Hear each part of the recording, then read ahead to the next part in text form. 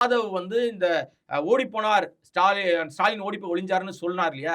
அதற்கு ஆதாரம் தரவுகளோட சொல்லணும். அதானே? அப்பதானே நீங்க கரெக்ட்டான ஆளு. நீங்க என்ன பண்றீங்க?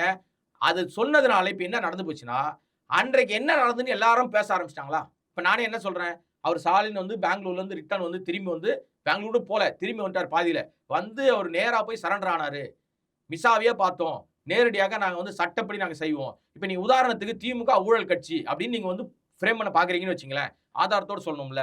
இன்னைக்கு நான் சொல்றேன். அந்த 2001 கருணாநிதி அவர்களை கைது செய்தது எந்த வழக்குல?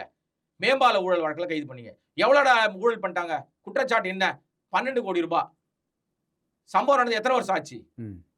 கலைஞரும் இப்ப மரணம். அவரும் இல்ல. அம்மையார் ஜெயலலிதாவும் இல்ல. அவர கைது பண்ணி உள்ள போட்டீங்க. அவர் ஜாமீன்ல வெளிய வந்துட்டாரு.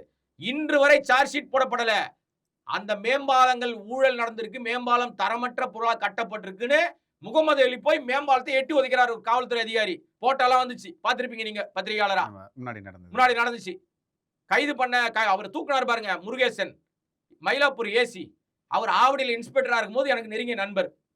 நான் ஆவடியில ஒரு செய்தியாளரா ஏரியா ரிப்போர்ட்டரா வேலை பார்த்தவன். அந்த காலகட்டத்தில அவர் இன்ஸ்பெக்டரா இருந்தவர். அந்த நாள்ல இருந்து அவர் எனக்கு அறிமுகம்.